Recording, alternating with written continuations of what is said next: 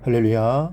사랑하는 대강의 가족 여러분, 오늘 하루도 하나님의 말씀과 동행하는 삶이 되길 소망합니다. 오늘 함께 나눌 하나님의 말씀은 사도행전 4장 23절에서 31절 말씀입니다.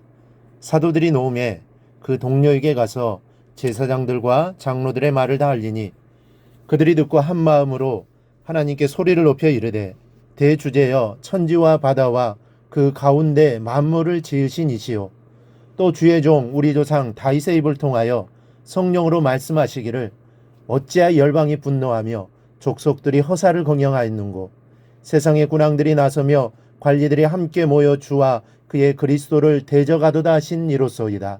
과연 헤롯과 본디오 빌라도는 이방인과 이스라엘 백성과 합세하여 하나님께서 기름 부으신 거룩한 종 예수를 거슬러 하나님의 권능과 뜻대로 이루려고 예정하신 그것을 행하려고 이 성에 모였나이다. 주여, 이제도 그들의 위협함을 굽어보시옵고 또 종들로 하여금 담대히 하나님의 말씀을 전하게 하여 주시오며 손을 내밀어 병을 낫게 하시옵고 표적과 기사가 거룩한 종 예수의 이름으로 이루어지게 하옵소서 하더라. 빌기를 다음에 모인 곳이 진동하더니 우리가 다 성령이 충만하여 담대히 하나님의 말씀을 전하니라. 아멘. 꿋꿋하게 하나님 편에 서서 성령 충만하여 예수를 증거하는 사도들을 이 사내들이니 어쩌지 못했습니다. 마음 같아서는 예수를 십자가에 못 박은 것처럼 베드로와 요한 역시 죽이고 싶었을 것입니다. 그러나 베드로가 예수의 이름으로 행한 이적이 이미 모든 사람에게 알려졌고 또 그 일로 사람들이 하나님께 영광을 돌리는 상태라 사도들을 벌할 도리가 없었던 것입니다. 그래서 협박한 뒤 풀어줄 수밖에 없었습니다. 풀려난 사도들은 성도들에게 협박당한 사실을 그대로 말하였습니다. 아마도 이때 성도들의 사기는 형편없이 꺾이고 말았을 것입니다. 현재도 현재이거니와 바보가 아닌 이상 앞으로 닥칠 더 큰 핍박과 어려움을 예견하지 않을 수 없었을 것이기 때문입니다. 그러나 초대교회 성도들을 본받지 않을 수 없는 것은 그들이 이러한 시련에 그대로 주저앉아 있지 않았다는 것입니다. 그들은 오히려 하나가 되고 한 마음 한 목소리로 하나님께 부르짖었습니다. 그들이 듣고 한 마음으로 하나님께 소리를 높여 이르되, 그리고 그 기도의 결과를 31절에서 이렇게 말씀합니다. 빌기를 다음에 모인 곳이 진동하더니 우리가 다 성령이 충만하여 담대히 하나님의 말씀을 전하니라. 오늘날에도 성도들은 이 당시와 모습은 다르지만 여전한 위기 속에 있습니다.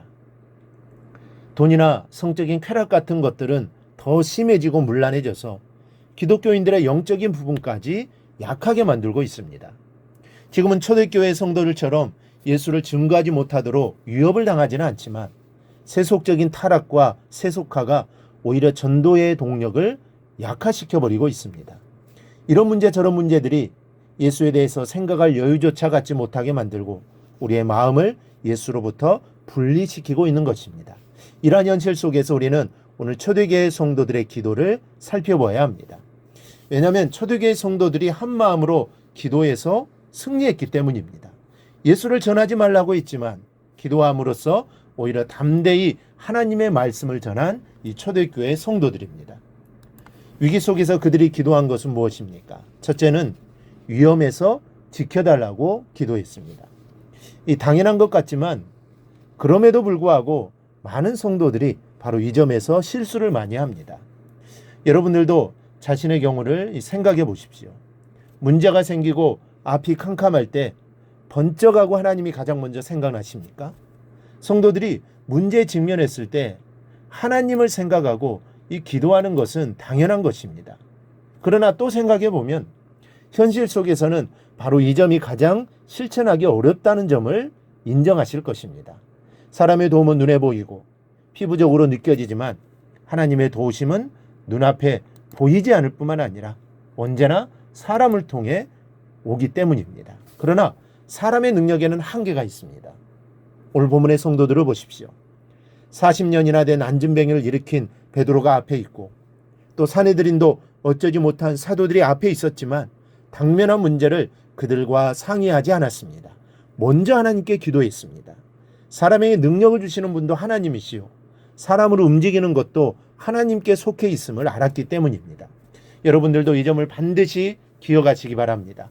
도움을 사람에게 구하지 않을 수 없고 사람과 문제를 상의하지 않을 수 없습니다. 그러나 하나님께 드리는 기도가 먼저입니다. 우선순위를 잘 세워야 합니다.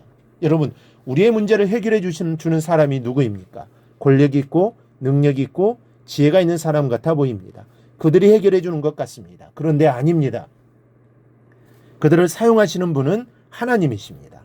진짜 해결자는 하나님이십니다. 그러니 하나님께 먼저 기도하고 그 다음 사람에게 구하는 것이 순서가 맞는 것입니다. 그러면 하나님께서 역사하셔서 문제를 해결해 주시는 것입니다. 그런 의미에서 우리가 정말 하나님께 기도하는 자말로 정말 지혜로운 분들입니다. 왜냐하면 모든 문제 해결자가 하나님이심을 인정하는 자이기 때문입니다. 이런 성도를 하나님은 기뻐하시고 그의 삶을 선하게 인도해 주시는 겁니다.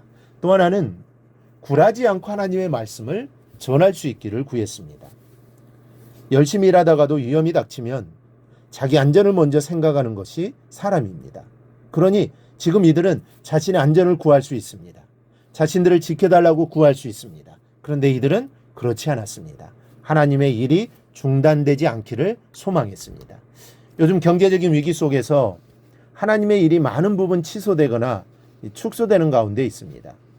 현실이 어렵기 때문에 잘못 일하고까지는 할 수 없으나 오늘 초대교회 성도들의 자세와 비교해 볼 때 안타깝기 짝이 없는 일입니다. 그러니 우리는 어려움 중에도 하나님의 일이 계속되기를 위해 기도하고 실천해야 하는 것입니다. 셋째는 병 고침과 기적을 구했습니다. 단순히 구한 것이 아니라 복음을 더욱 확실하게 증거하기 위한 목적으로 구한 것입니다. 우리에게도 이러한 기적이 일어나기를 바랍니다.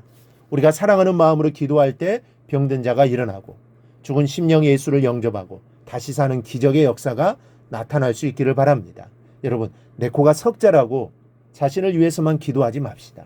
자신의 문제와 하나님의 일 그리고 복음을 위해 우리를 통하여 신유와 기적이 나타나기를 기도하는 성도님들이 되시기를 바랍니다. 그리하여 어려운 중에도 하나님의 뜻을 이루는 성도들이 되기를 주님의 이름으로 축원합니다.